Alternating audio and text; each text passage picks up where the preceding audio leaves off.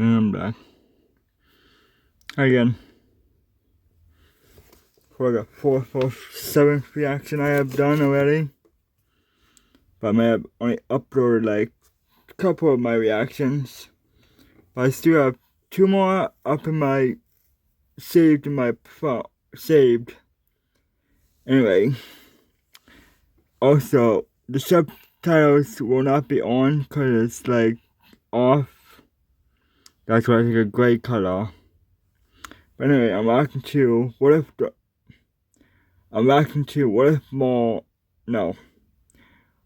Mace Windu joined Qui Gon and Obi-Wan against Darth Mual from the Star Wars Quill. By the Star Wars Quill.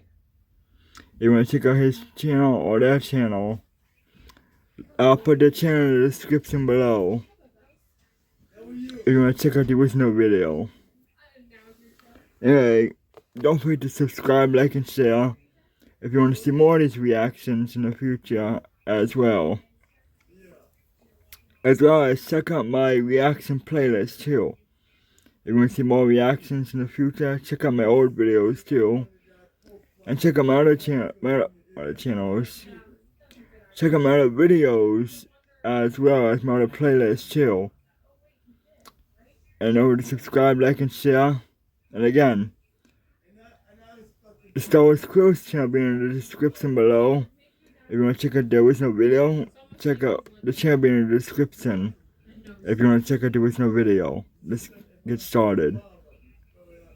And again, I can't turn, there's no subtitles, so unfortunately I can't turn them on, so.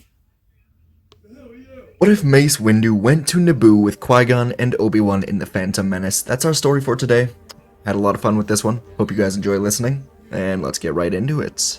Our story begins on Coruscant, outside of the Jedi Temple, as Grand Master Yoda is meditating with the Master of the Order, Mace Windu. The Force was in turmoil after recent events with Master Qui-Gon Jinn.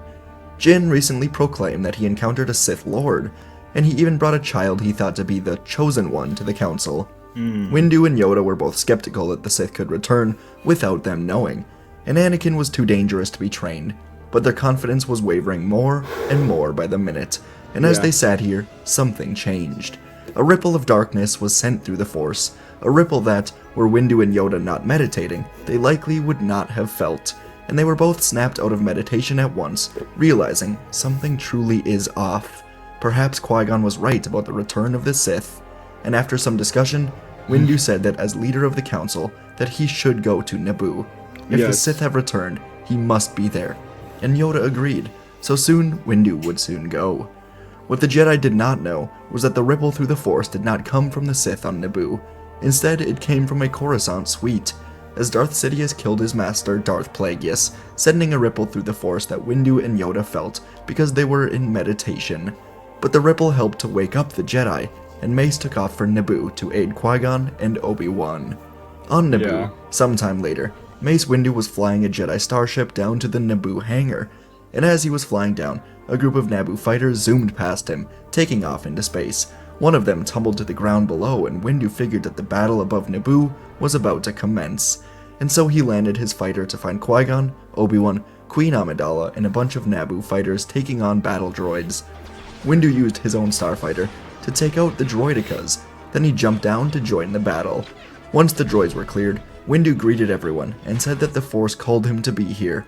Qui-Gon was happy to hear this, as it seemed like a sign of trust from the Council, and the group moved towards the doors to continue moving on Nute Gunray. But as the double doors opened, a hooded figure suddenly stood in the doorway. It was the Sith Lord. Windu looked to Qui-Gon, and Qui-Gon told Amidala and the Naboo fighters that they will handle this, also telling Obi-Wan to go with Padme. Obi-Wan hesitated, but with Windu here he trusted his master on this, and so he went with Padme and the fighters.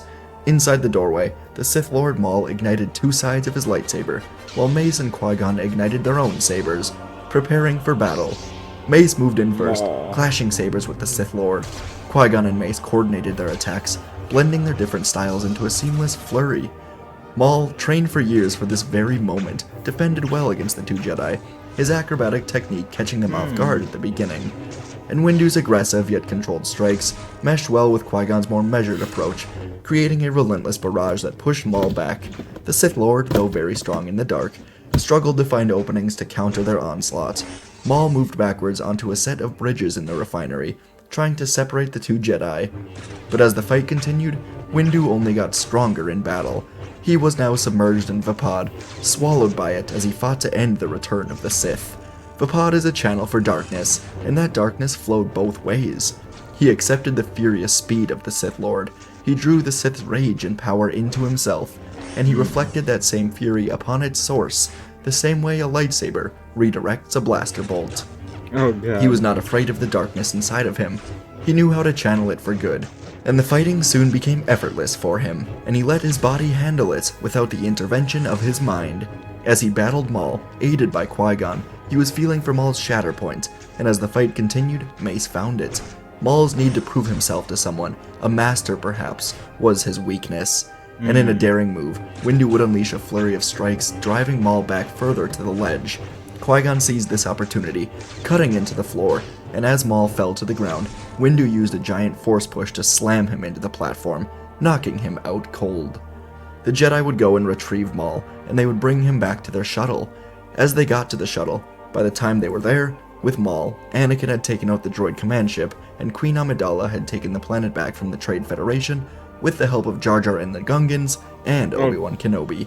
Naboo was freed, and the Jedi would head back to the temple, with one stop first. Obi-Wan would guide them to Mandalore, a planet he and Qui-Gon were quite familiar with, as Obi-Wan knew that Duchess Satine and the Mandalorians still had a Jedi vault designed to keep Force sensitives in captivity. They would go to Mandalore, and Obi-Wan would have a very heartwarming meeting with Satine, and within hours, they would leave with Maul now placed in the vault as he was slowly beginning to wake up. Obi-Wan hated saying goodbye again, and seeing Satine seemed to have reignited an old flame. But eventually, the Jedi would arrive back on Coruscant with Maul. He was placed in the middle of the council chambers, where everyone could see the Sith truly have returned.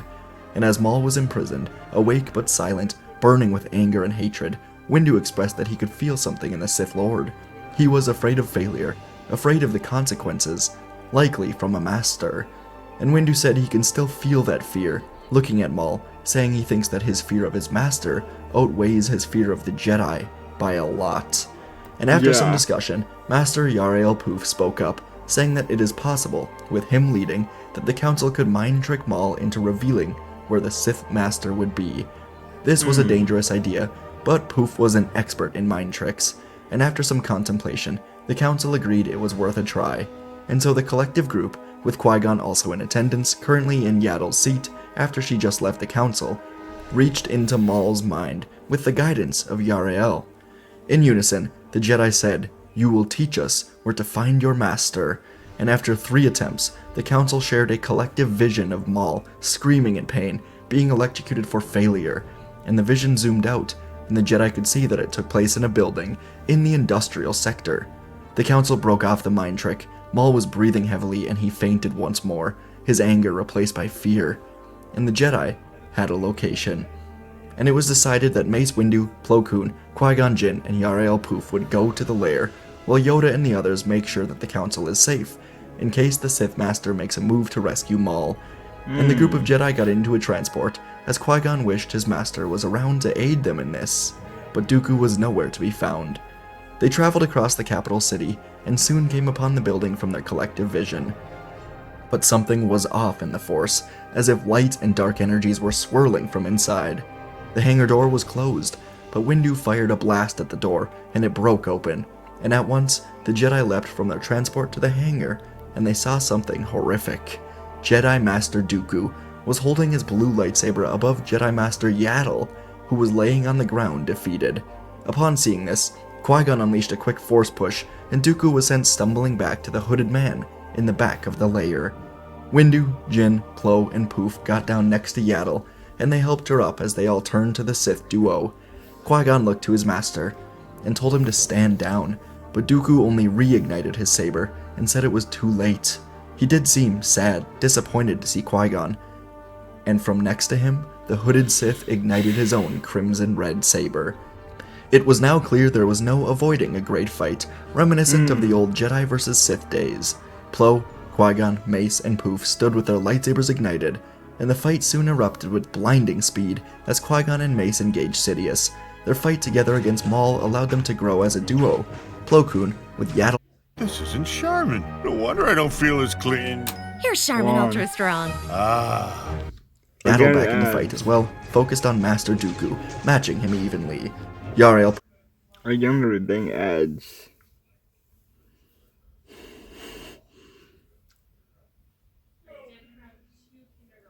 Yeah, there gonna be a couple more ads in this video. Come on. I hate ads. Leap Ads. Hopefully I'm the only one in this video. into the fray as well. However, Sidious was able to cut off Poof's hands, then snapped his neck with his and Poof's saber like a pair of scissors. Despite the unexpected loss, the Jedi pressed on.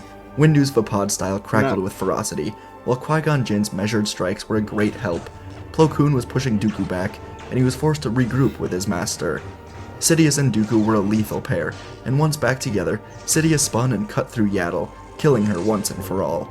Mace took this opportunity to attempt a lethal stab, but Sidious dodged it and kicked Mace to the ground. Qui-Gon battled Dooku now, and after a few strikes, Dooku beat his former Padawan, slicing into Qui-Gon's leg, then through his arm, and Qui-Gon fell to the ground. Sidious watched as Dooku was now facing a true test. Could he kill his former Padawan? Dooku lifted his saber, hesitated, and Sidious scowled with anger. He couldn't do it. So Sidious shot a huge blast of lightning at Dooku and Qui-Gon, hoping to catch them off guard. But Plo Koon rejoined the fight, and he caught the Sith lightning, firing back his own yellow lightning, known as Electric Judgment, into the Sith lightning. This caught Sidious completely off guard, and the lightning caused an explosion that sent Plo and Sidious crashing against the walls. Windu and Dooku walked over to Sidious, and Dooku knew now that he would never be able to go back to the Sith after this betrayal. Instead, he would have to hope that this would be a wake-up call for the Jedi and the Republic. And Sidious decided a surrender would be his best option. He could find a way to trick the Senate into believing the Jedi were evil after arresting him. But as he put his hands out, a blue blade swiftly swung across his neck, killing the Sith Lord. Windu snapped at Dooku, but Dooku simply said that he was too dangerous to be left alive. Windu knew that nothing could be done, and if nothing else, at least the Sith were dead or captured. And from here, Dooku would return to the Jedi Temple with the Jedi, and be given time to speak in front of the entire council.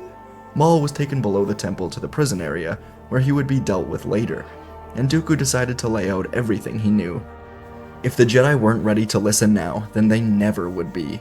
And Dooku described how he began to have his doubts in the Order and the corruption of it, and the rising Sith could feel this as well. So he was approached by the Sith, who was secretly Chancellor Palpatine, with promises of eradicating the corruption, which the Jedi choose to ignore. Dooku said he has done terrible things, many of which he has begun to regret, but he lost faith in the Jedi long ago, and he saw this to be the only path. Dooku would lay out the clone armies on Kamino, the death of Sifo Dyas, and everything else he was involved in. Luckily, the clone army was not in true production yet, so perhaps the Jedi could still shut it down. And once the Jedi knew everything, Dooku said he would be leaving the Order for good. If they want to try and arrest him for his crimes, so be it. But Windu shook his head, thanked Dooku for his service in defeating the Sith, and he sent Dooku away to leave the Order behind.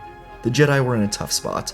They had to face the reality of where they were, and a few hours later, as the Jedi were still reeling from everything, Qui-Gon Jinn found Yoda in the Room of 1,000 Fountains.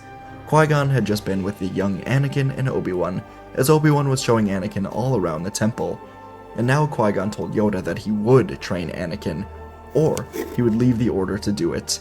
And Qui-Gon said that the Sith were defeated for now, but the Jedi must understand that they will not stay down forever. The only way to stay ready is to acknowledge the existence of the dark, and they will need the Chosen One.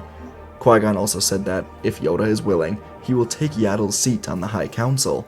If the Jedi were truly willing to change, then Qui-Gon wanted to be a part of it. Yoda smiled at Qui-Gon and said it would be most welcome. The old Grand Master said that he failed.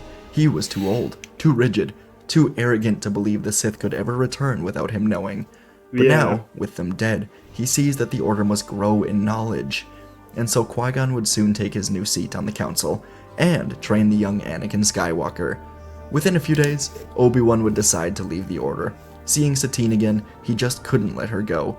And with the Sith gone and peace being put back into place, Obi-Wan left for his love, which did make Qui-Gon happy for him. From here, as the Jedi Council was trying to change, a huge change would come for the Republic. With Chancellor Palpatine missing, there was a clear void in the middle of everything, until Dooku of Sereno, former Jedi Master, hosted a meeting.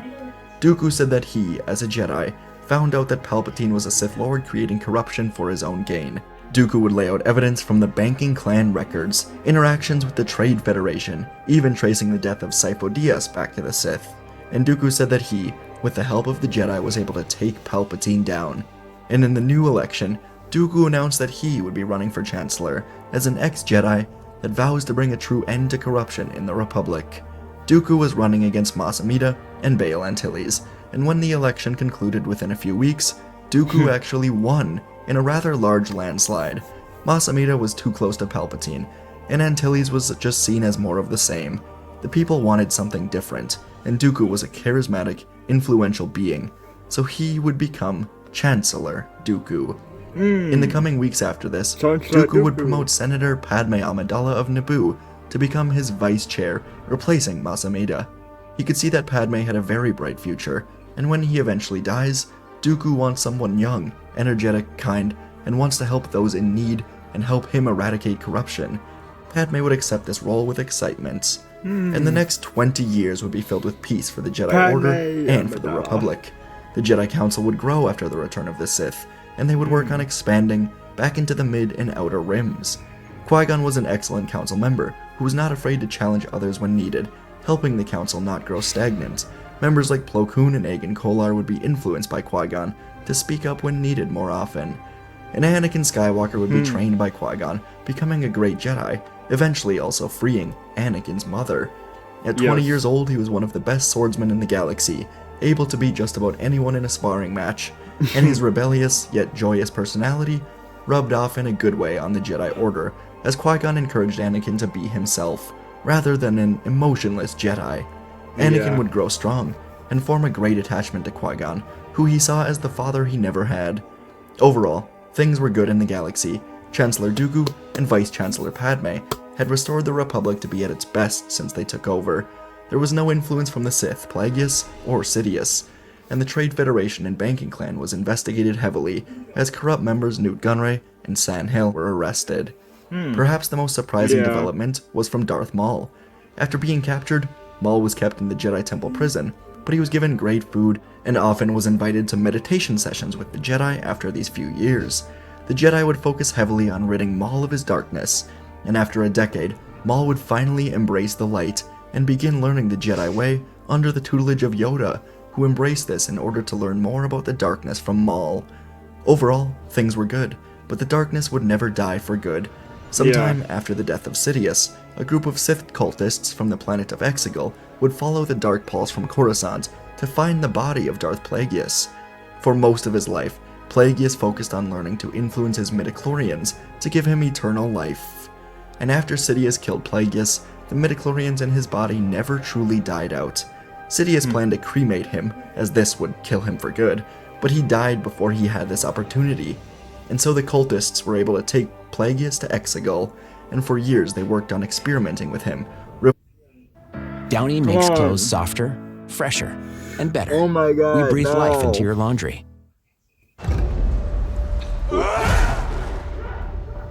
Maya. Reviving his midichlorians. Burial. And one day, 10 years after Plagueis' original death, he was brought back. Plagueis would learn of the state of the galaxy and find out everything was ruined.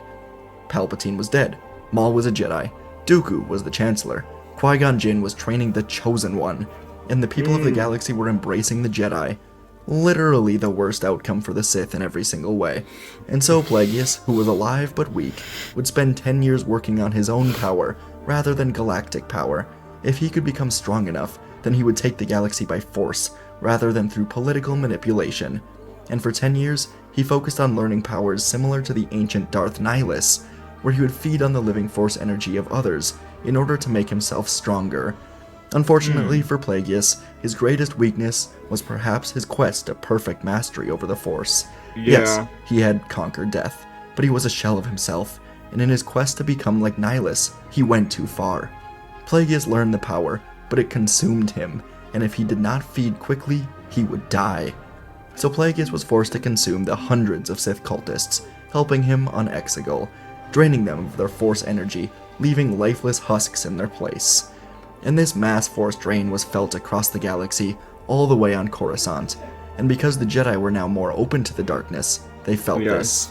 Inside the Jedi Temple, the Council was in session, going over what this possibly could have been, when the doors swung open to reveal Chancellor Dooku, and Dooku had a worried look on his face. He was much older now, and the years of politics, along with his age, had turned his hair and beard gray. But Dooku said he felt this pulse, and during his time training in the dark side, he learned of an ancient Sith planet called Exegol, but it was supposed to only be a legend, though if the Sith were truly still around, there was only one place they could be hidden for all these years without being found by the Jedi. Windu asked how to find this planet, and Dooku said only a Sith Wayfinder could lead them, and Dooku knew only of one of these Wayfinders. It was said to be on Mustafar. And so, for the first time since leaving the Order, Dooku would lead a Jedi mission, with Anakin Skywalker by his side. It would be just the two of them, as Dooku and the Jedi decided it should be the Chosen One and the Chancellor going on this mission, as the Wayfinder would only be given to those who harbored a dark side. Though Anakin was a Jedi, there was no denying he always carried a deep darkness. Dooku and Skywalker would go to Mustafar, and the two of them would actually get on well. Anakin had many stories about Qui Gon that Dooku enjoyed, and Dooku saw a lot of himself in Anakin. On Mustafar, the two of them would encounter a giant spider-like creature that was protecting the Wayfinder. It would question them about their loyalties, saying only the strongest can be allowed to find Exegol, and after a while, the creature would grant Dooku and Skywalker access to the Wayfinder, seeing they were truly capable and powerful in the Force. And so the two of them would travel to Exegol. Upon arrival, lightning crackled through the air, the planet was extremely dark, and there was a feeling that was devoid of life. Whatever happened here recently wiped out nearly everything that lived. But as they reached the bottom, the two of them found a lone survivor. It was Darth Plagueis, and he was becoming more of a husk than a man. He was in desperate need of a new Force drain to give him life, and now he had perhaps the two strongest beings in the galaxy. Darth Plagueis stood and faced his adversaries with a wicked smile. This was a moment 20 years in the making. Chancellor Dooku knew this was Plagueis. Somehow, Plagueis has returned, and Plagueis was a hollow shell of his former self, his once imposing figure now frail, hungered for the life force of his opponents to sustain his existence. Anakin and Dooku ignited their lightsabers as lightning ignited around them, and they saw the ground. It was littered with bodies of the cultists. With a guttural growl, Plagueis unleashed the dark powers that he'd gleaned from the ancient teachings of Nihilus. Tendrils of blackened Force energy swirled around him like a shroud of death. Dooku and Anakin, the fiery embodiment of the Chosen One, stood firm, their lightsabers at the ready. Plagueis ignited his own red saber, and as the clash of blades echoed across the landscape, Plagueis pressed forward with determination. His eyes were burning with hunger. Dooku fought with precision, his every movement showing he was still an elite duelist, while Anakin unleashed his own raw power. But despite their skills, Plagueis' assault began to take its toll. He was beginning to drain them. He was embracing the dark side energies of the planet, and Dooku's defenses faltered under this onslaught. Anakin as well felt this drain on his strength, his connection to the Force weakening with each moment, as Plagueis soon caught them in his Force drain. He sent the two Jedi to their knees, and he truly began to drain them of their life force. He felt like he was gaining strength, and soon he would return to Coruscant to take all of the Jedi. But Dooku looked at Anakin and saw that perhaps his destiny is to save the Chosen One. So in a moment of selfless sacrifice, Dooku met Anakin's gaze, an understanding passing between them. And Dooku screamed out, grabbing Plagueis with the Force, and the Sith Lord had to focus all of his powers on Dooku, giving Anakin an opening. Anakin called his and Dooku's sabers to his hands, flipped over Dooku, and plunged both sabers through Plagueis' body. The Sith Lord let out a huge roar, and he died with a Force explosion that sent Anakin and Dooku flying across the landscape. Plagueis exploded into nothing. He was officially gone.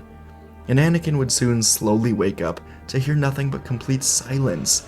Even the lightning in the air seemed to have stopped, and as the winds of Exegol carried away the echoes of battle, Anakin knelt beside Dooku.